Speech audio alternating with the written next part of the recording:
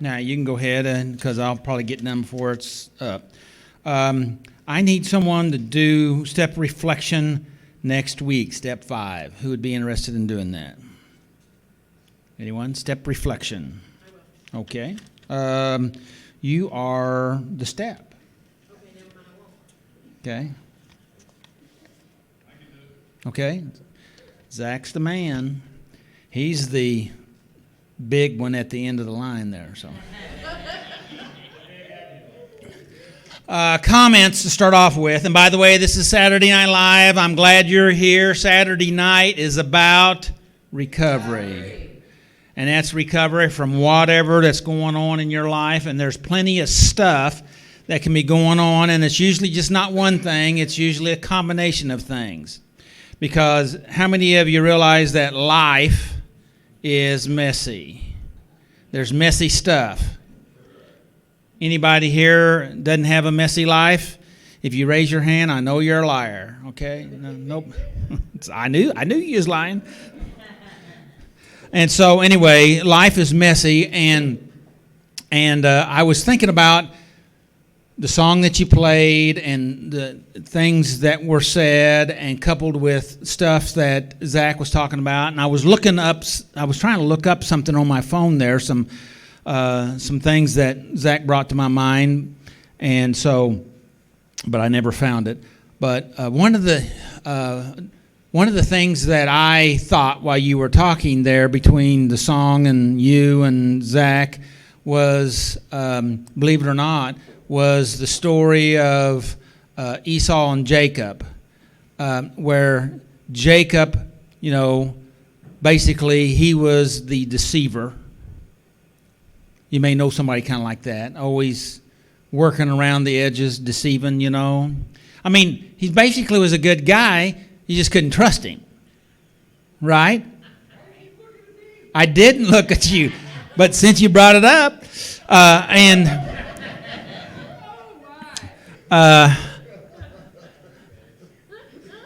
isn't that an interesting term, right? Of someone that's a good guy, but you can't trust him. Okay, it's a paradox, right? Isn't the life full of paradoxes, right? And those are the ones they scramble our thinking. Some of the things you were talking about, it scrambles our thinking, and the Bible is full of that stuff because it's life, okay? How to manage life and all the paradoxes that life has, because it's a bowl of crap, okay? All right? How about that terminology, right? But the fact of it is, we're in this situation and we have two options. Either give up and die, drowned in that bowl of crap. Doesn't that sound nice? Or decide to go ahead and I remember this mouse experiment that the researchers did, where they took the mice and and you can't do it nowadays, of course, because you can't be mean to mice, but they calculated how long mice would live if they put them in water. How they'd be kicking and they'd live. Yeah, they'd live. I don't remember how many minutes they would live, but and so they timed it and they got a pretty good number after several tests. So then they took some mice, and just before they would have their drowning point, okay, their time would run out, they'd rescue them.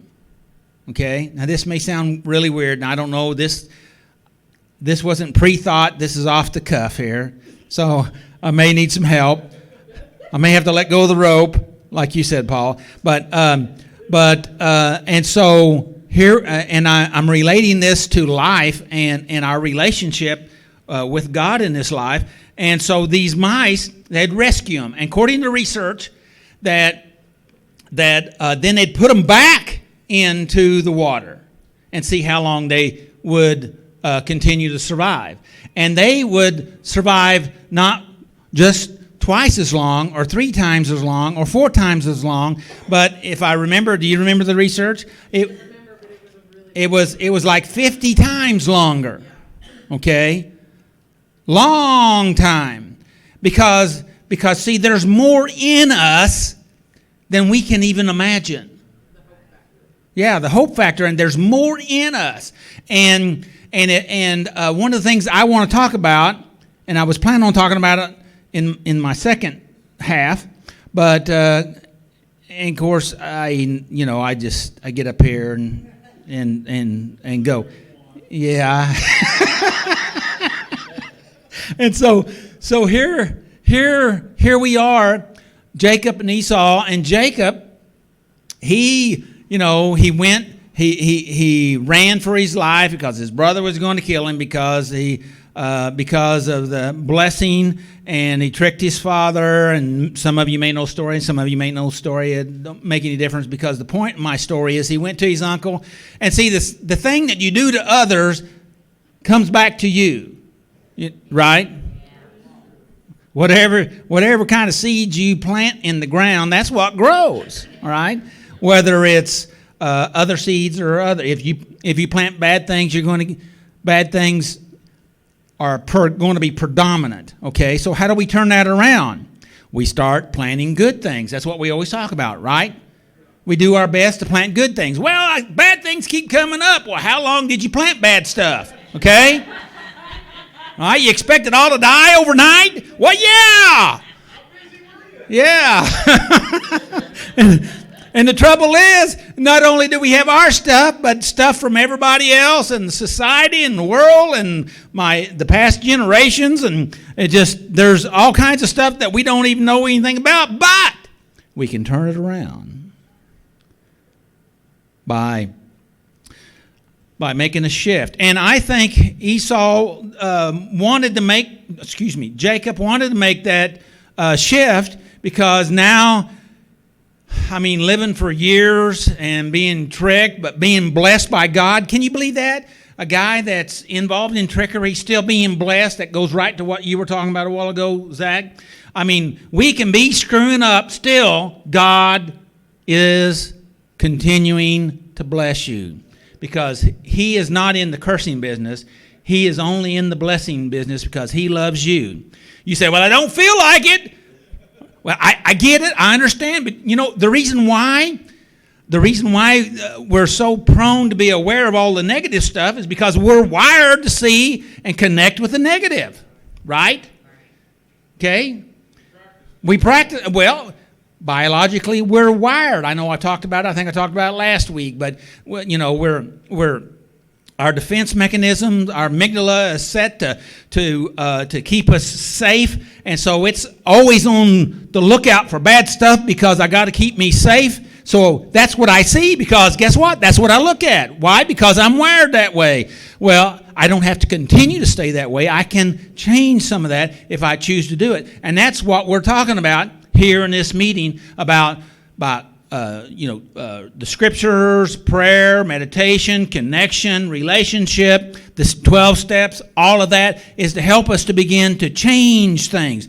One of the things I was going to be talking about was the Word. Okay, the Word. You have words you're carrying around in your head. What kind of words are they? Whatever kind of words you have in your head is going to dictate what happens to you. Hello?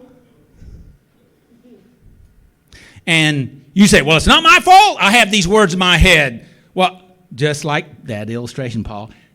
Whose fault? Who's keeping it there? Who's holding on to those words, those bad words? You get to choose. Deuteronomy 30:19, choose you this day, life or death, blessing or cursing. What are you going to pick up? What are you going to lay down?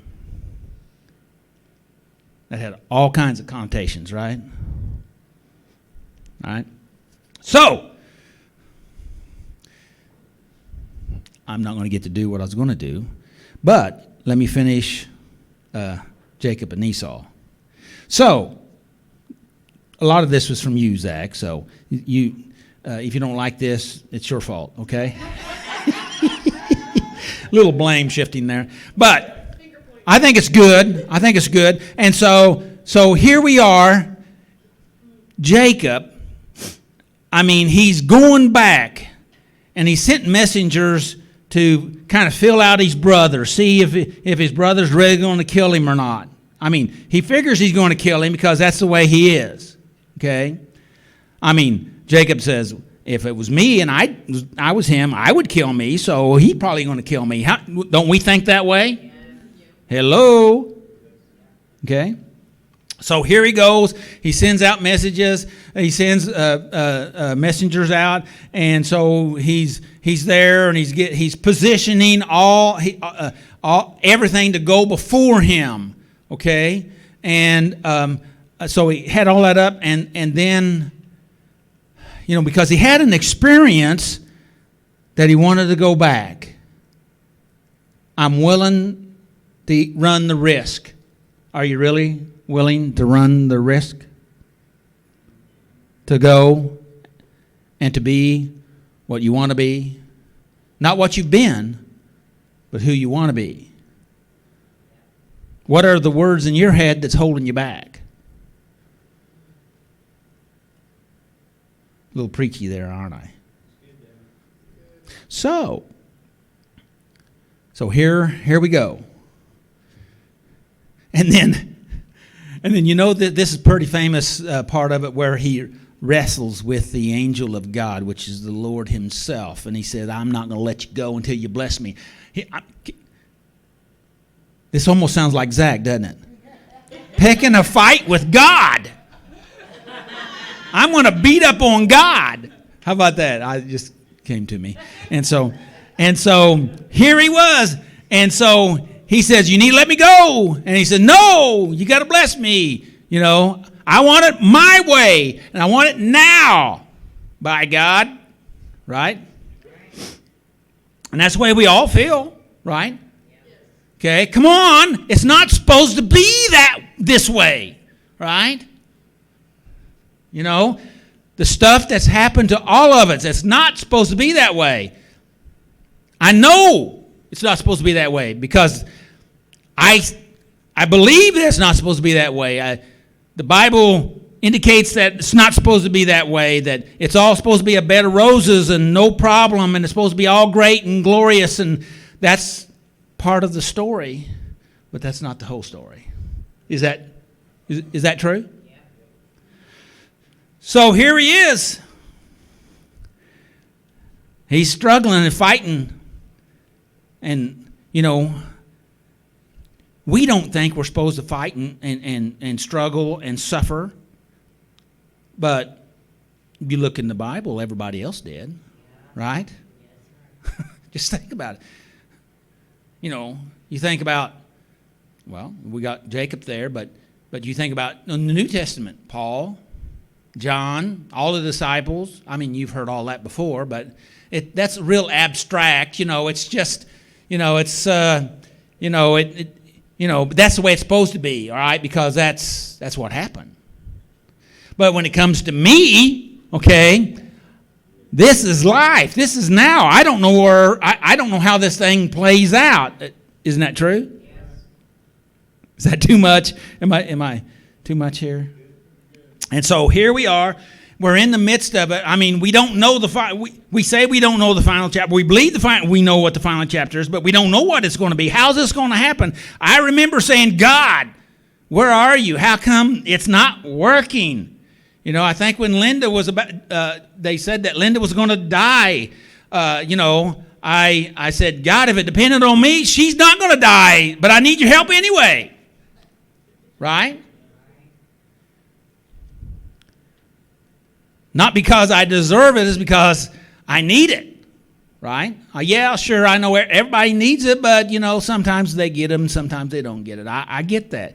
I don't have all those answers. But let's go back to Jacob before I get myself too big a hole.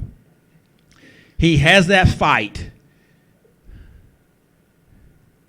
And this thought just hit me. This is not bad. It's kind of funny in a little bit because it's that fight nature I think God has put in us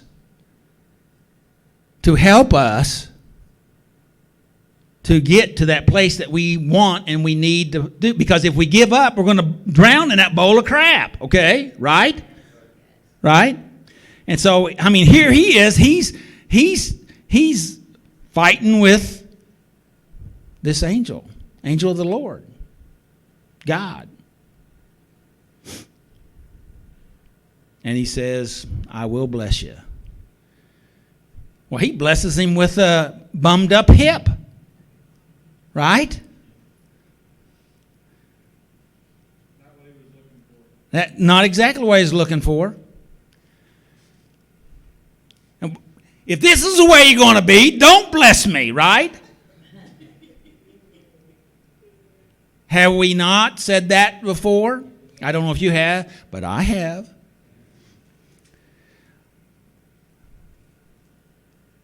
You're working this out? I remember saying that to God. You're working all this out for my good? Yeah. Yeah.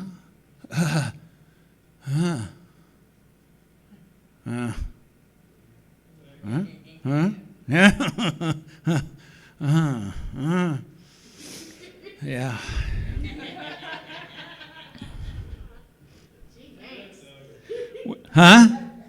Yeah. Well, now the alternative is go ahead and drown in that bowl of crap, right? That sounds pretty nasty, but it is nasty. So do I just go ahead and I visited a guy in